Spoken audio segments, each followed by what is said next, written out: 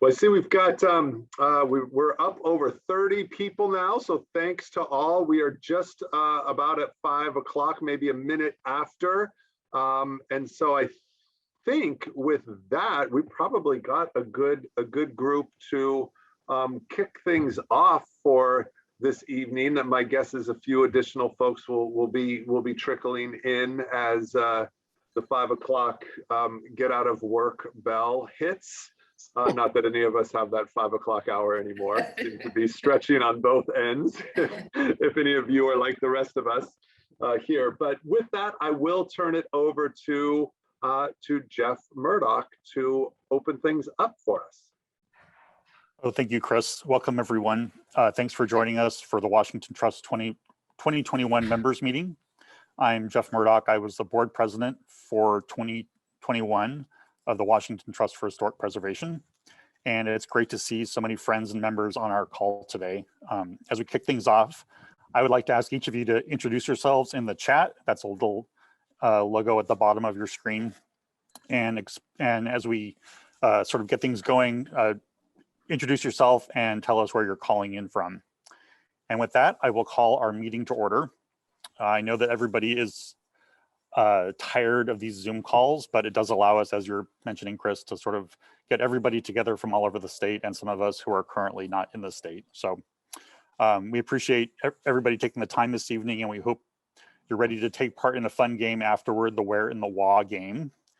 Before that, though, we have some business, and we'll share some of the updates for this year from the Trust and some of the things, like the amazing things that have actually been accomplished in such a crazy year. Also to introduce our new slate of board members for 2022. A couple of tech notes to begin. As you've noticed, we're on a Zoom meeting, not a Zoom webinar. So that means that we can all see each other and hear each other. There's video and audio for all of you. So we encourage you to leave your video on if you can, so everybody can interact as if we were kind of in a meeting. But to turn your mute on, to mute yourself if you're not speaking, so that we can hear each other speak. And avoid background noise. I hope I don't have too much here. And we can help you with muting as you need.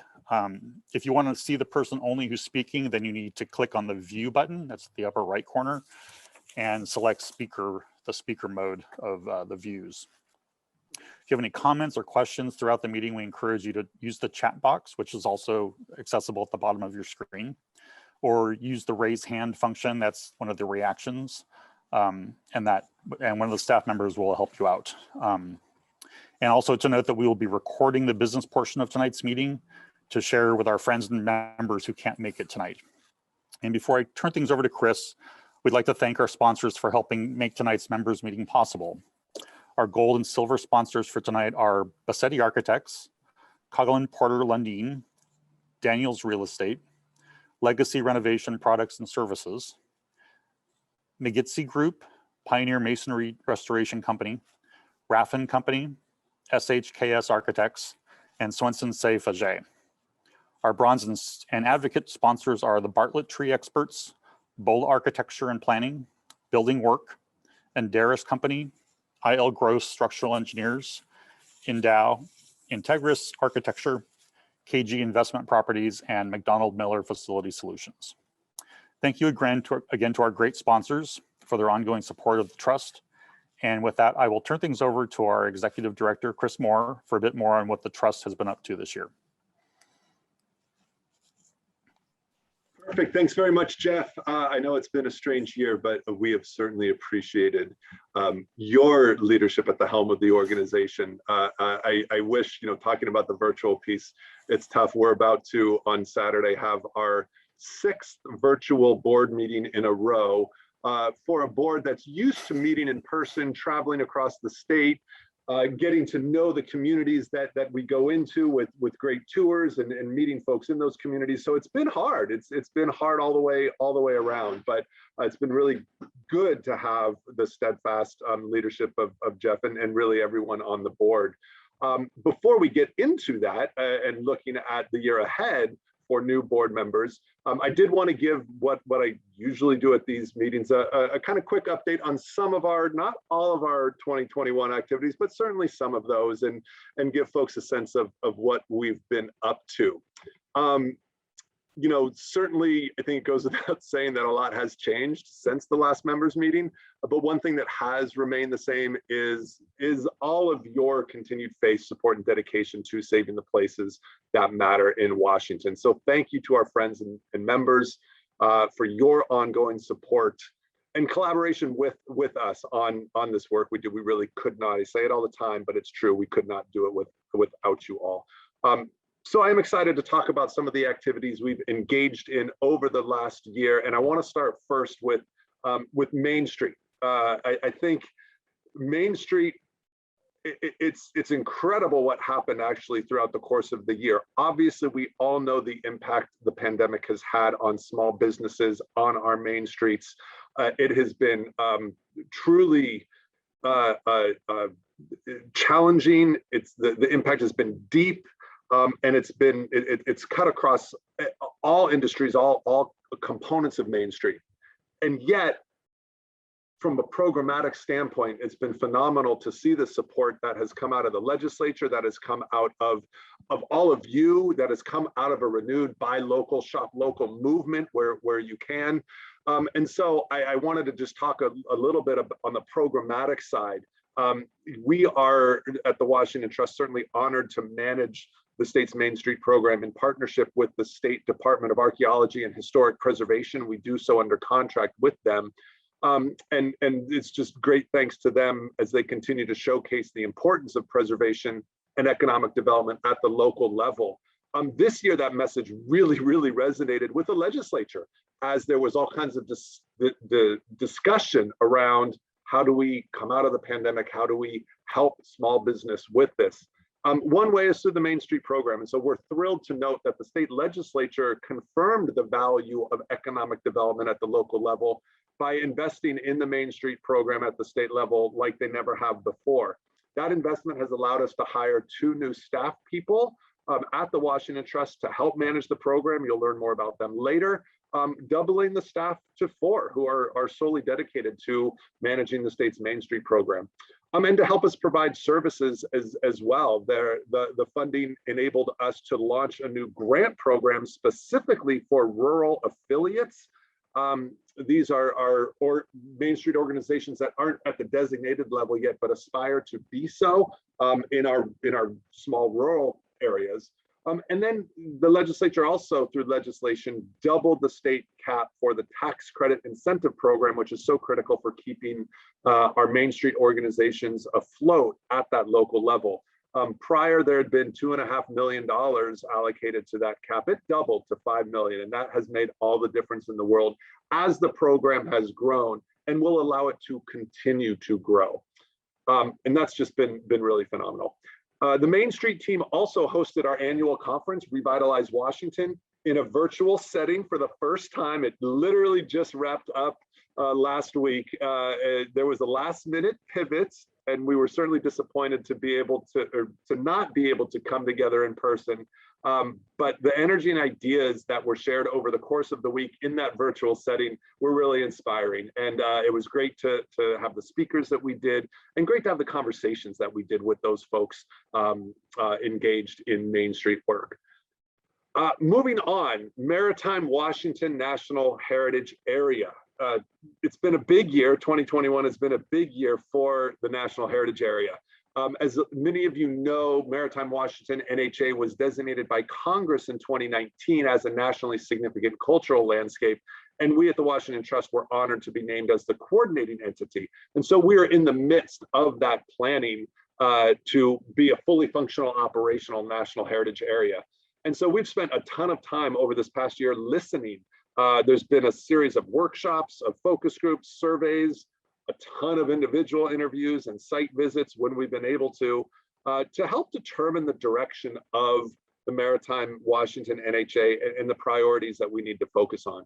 So truly hundreds of Washingtonians have helped determine the future of this new NHA by sharing their thoughts and ideas and their ideas about the future of our state's saltwater shoreline. So it's been very exciting. We're working with a large and diverse planning team to take all that input and turn it into our management plan for the NHA.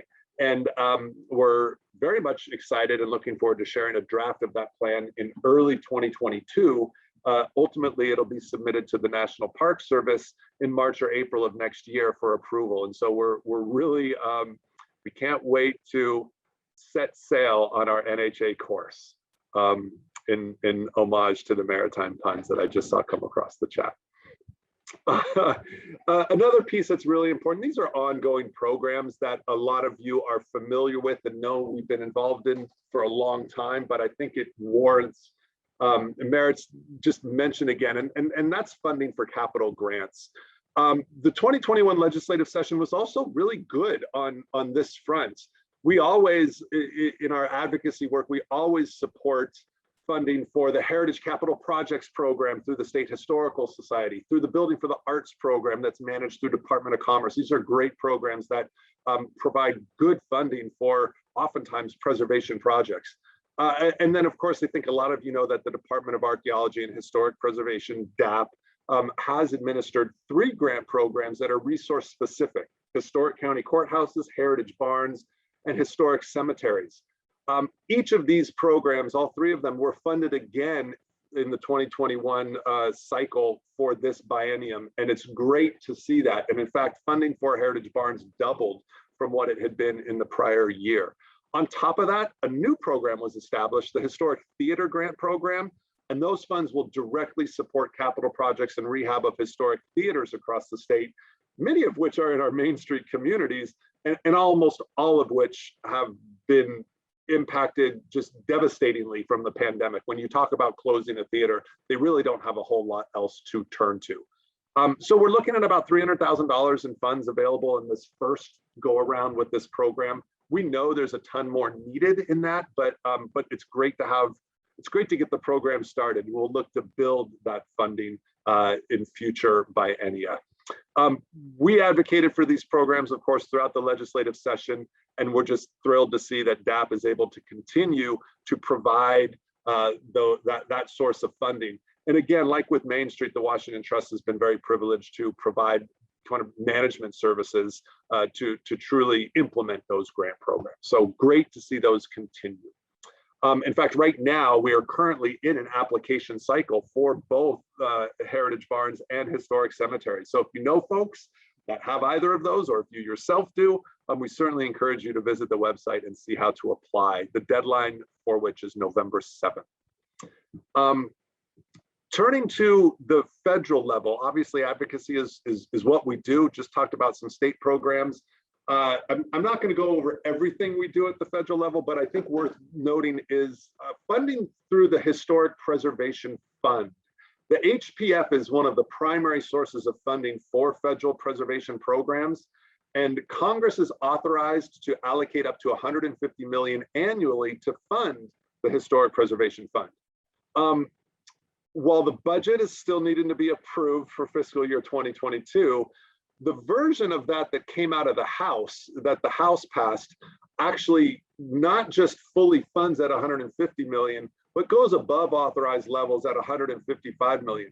Never in the history, the 40+ year history of the Historic Preservation Fund, have we seen it allocated at its fully authorized amount. So again, it's only a proposal right now, or a part that came out of the House, so it's not totally approved yet, but we're at a starting point which we've never been at before.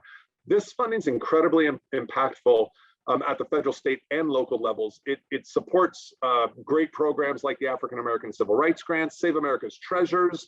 We've had some great Save America's Treasures grants here in Washington State, and grants for survey work in underrepresented communities. Perhaps most importantly, it funds our state historic preservation offices. That is the Department of Archaeology and Historic Preservation. And it also funds our tribal historic preservation offices, which is incredibly important, as we have 29 federally recognized tribes in Washington State, many of whom have TIPOs. Okay, just to round things out quickly, Third Places Grant Program. I mentioned this because the Third Places Grant Program came out of the Paul Brune Historic Revitalization Grants. That is another program funded by the HPF, and we were really thrilled to work with DAP to develop an application for that program. DAP ultimately submitted it, and they were successful in receiving $750,000 in funding through the Bruin Grant Program, which are going to third places, those places that are not your work, not your home, but that third space, which are truly community gathering spaces, restaurants, churches, libraries, museums, cafes, whatever they might be that meet that definition.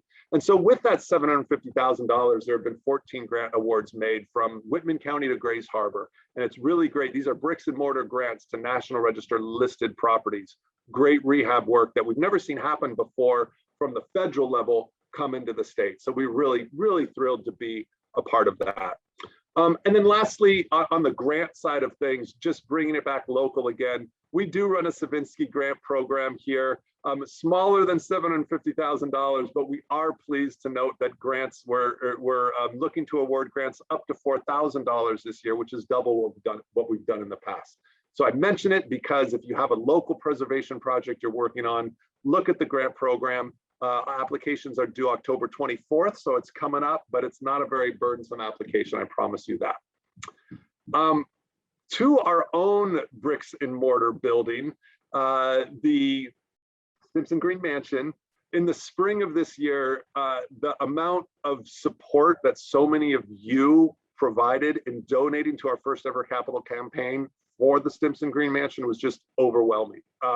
We had great contributions from you, other funders, including the MJ Murdoch Charitable Trust, the State Historical Society through their Heritage Capital program, For Culture, and many more. We did a comprehensive rehabilitation, repointing of the masonry at both the Stimson Green Mansion and the Carriage House. It was a 100% masonry rehabilitation, and it hadn't been done to that degree literally in 120 years since the place was built in 1901.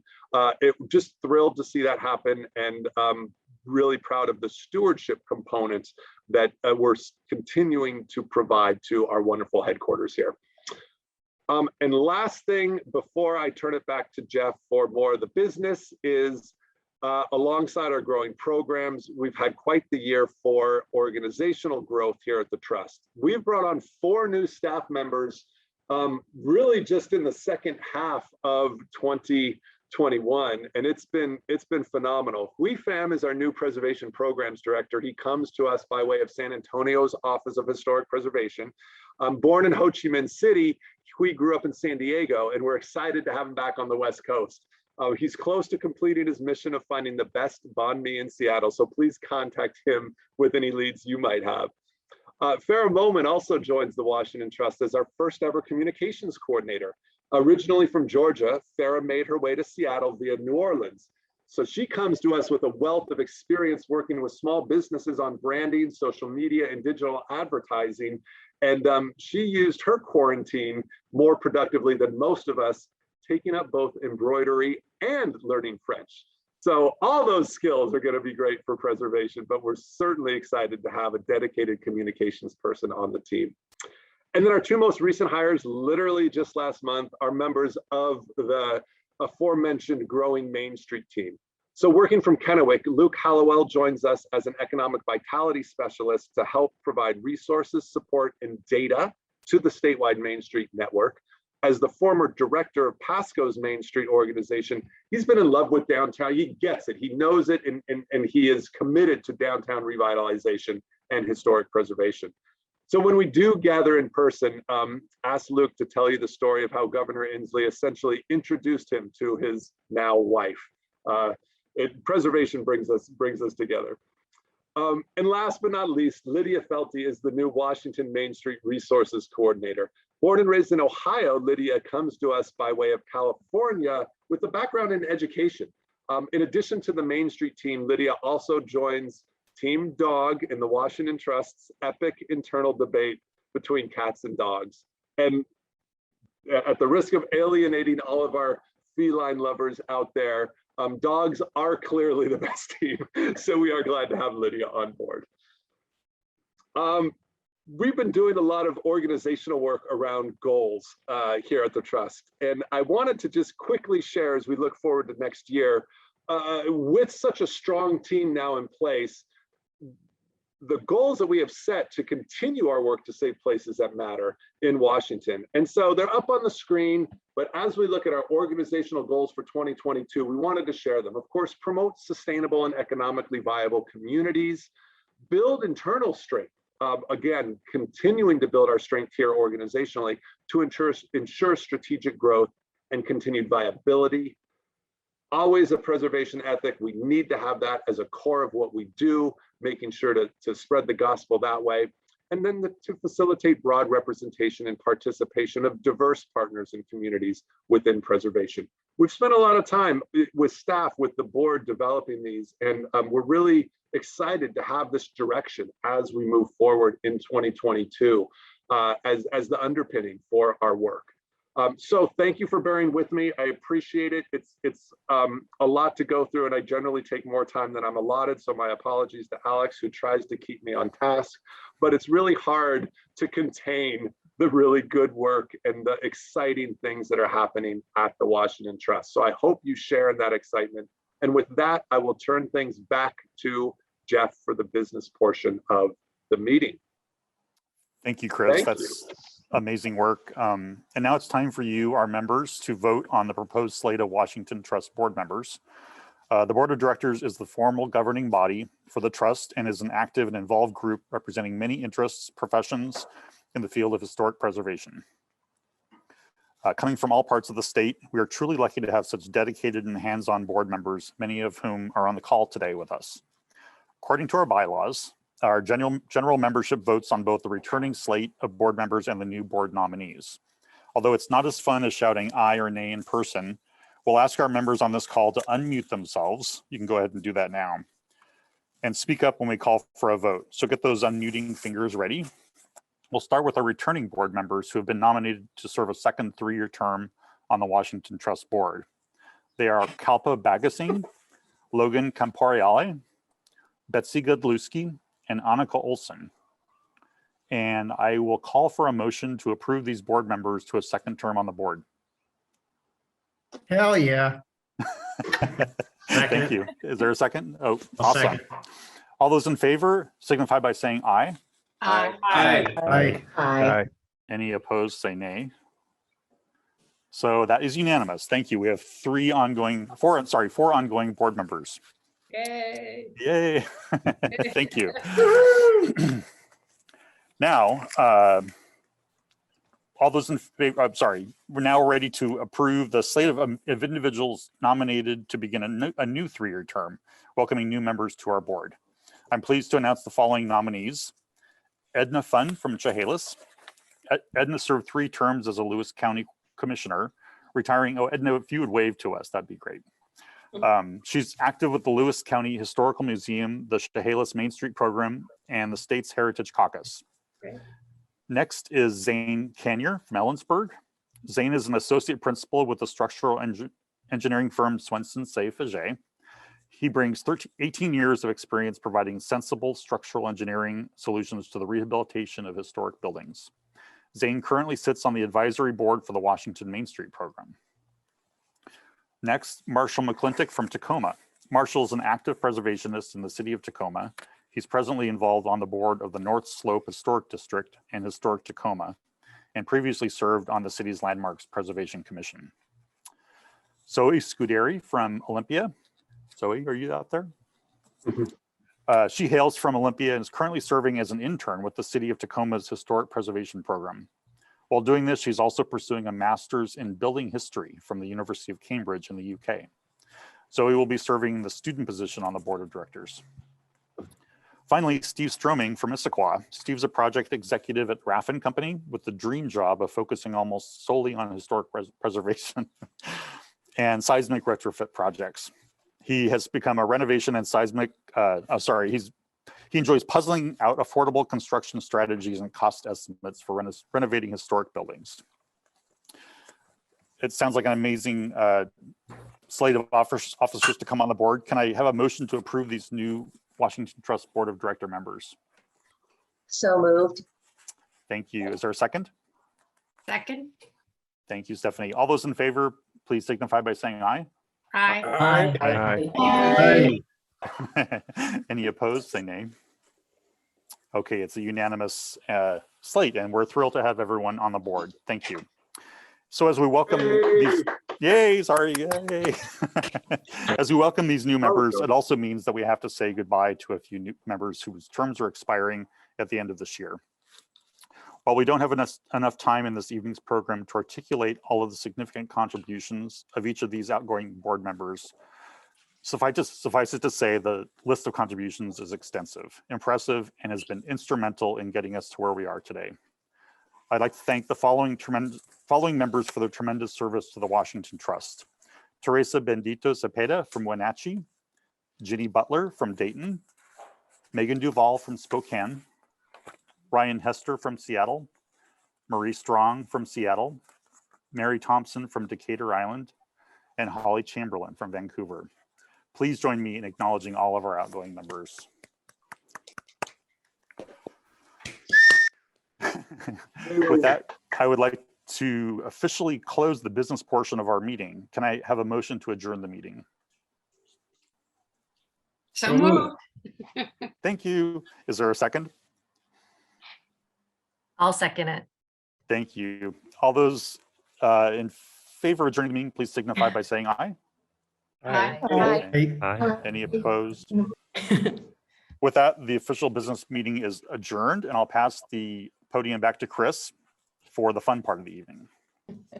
Great. Thank you very much, Jeff. I appreciate it. And I know the business meeting is now officially closed, but thanks to all of you for your participation. And again, I truly, it's always kind of a bittersweet moment because it's great and wonderful and exciting to welcome new board members into the fold, but it's also very hard to say goodbye to those who have been with us for 6 years and have been doing such good work in supporting the organization. And we've got seven. Losing seven at once is a big number, and so replacing that is of course very difficult. But it's not just the numbers; it's who they all are and what they've represented. And the seven that are terming off have just been incredible in terms of what they've provided, not just during their 6-year term, but for several of them over multiple terms on the board, over volunteering, over serving, for one in particular person, serving as an early intern to the organization. Another, Mary Thompson, who served as interim executive director. Mary has, I'm not sure, Mary, they might run you off the island with this information, but Mary actually hired me about 16 years ago, almost to the month. So I have certainly a debt of gratitude to her. But anyway, it's always hard to say goodbye to board members because everyone puts so much into it, just heart and soul, and we truly, truly appreciate it.